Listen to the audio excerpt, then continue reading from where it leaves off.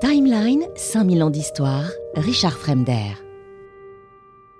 Il a un nom déjà ? Est-ce que l'Algérie, à quel moment d'ailleurs ce nom apparaît ? Oui, le mot Djezaïr, c'est-à-dire les îles, désignant les petites îles qui sont face au port d'Alger, est commun, dès l'arrivée en quelque sorte de la présence arabe. Alger, à l'époque romaine, s'appelait Icosium, mais là le nom change. Mais Alger, par exemple, y compris dans notre orthographe d'aujourd'hui, vous la retrouvez sur des portulans marseillais, sur des cartes marseillaises, dès le XVIIe siècle. Ouais, donc Alger, Algiers, selon qu'on soit italien, espagnol ou autre, dont le nom est déjà là.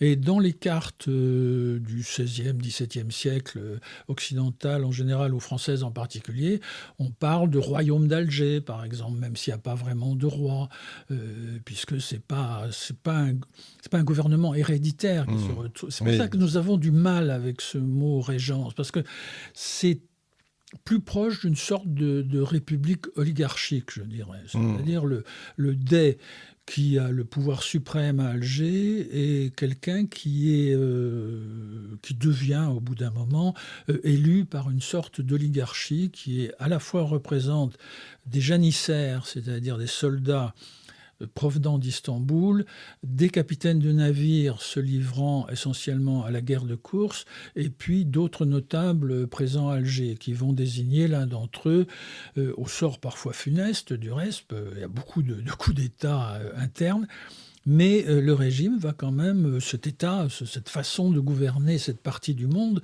va rester pendant près de 3 siècles dans des frontières en plus très comparables à celles de l'Algérie d'aujourd'hui. Ouais, c'est étonnant. C'est assez frappant de voir, y compris même à l'époque romaine. On voit très bien comment l'Afrique proconsulaire correspond grosso modo à la Tunisie d'aujourd'hui.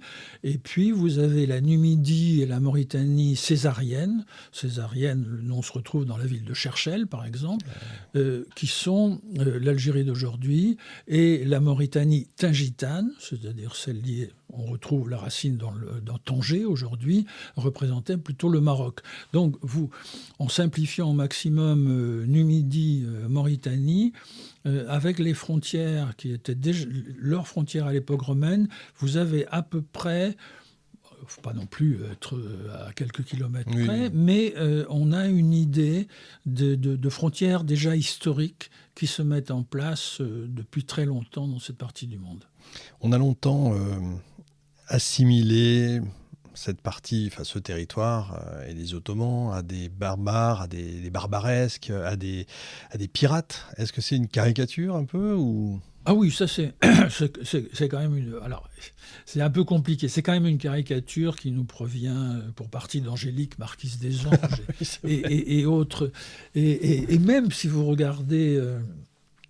bien sûr, les films, les bandes dessinées, la folie des grandeurs aussi, etc. On voit que les pirates ou Molière, oui, sûr, absolument. Les barbaresques sont présents dans notre longue mémoire culturelle. Qu'allait-il faire dans cette galère ? Oui, absolument. Et si vous allez aussi, si vous regardez avec attention le bourgeois gentilhomme et la chanson.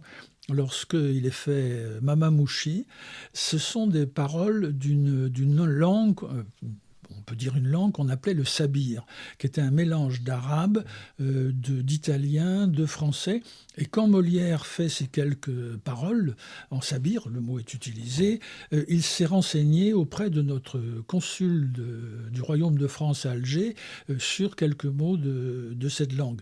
Donc ça nous donne une idée aussi, le sabir, que certes Alger et quelques villes aussi dans l'Algérie, dans la régence d'Alger, se livrent à la guerre de course, mais c'est également le cas de l'ordre de Saint-Jean de Jérusalem, ordre de Malte, c'est le cas des flottes de Livourne, etc. On est dans une économie de prédation sur mer, mais ce qui n'enlève pas non plus des échanges pacifiques qui existent. Donc résumer cette période simplement aux corsaires barbaresques est un petit peu outrancier, d'autant qu'une grande partie de ces chefs de corsaires, capitaines corsaires barbaresques, sont des chrétiens convertis à l'islam.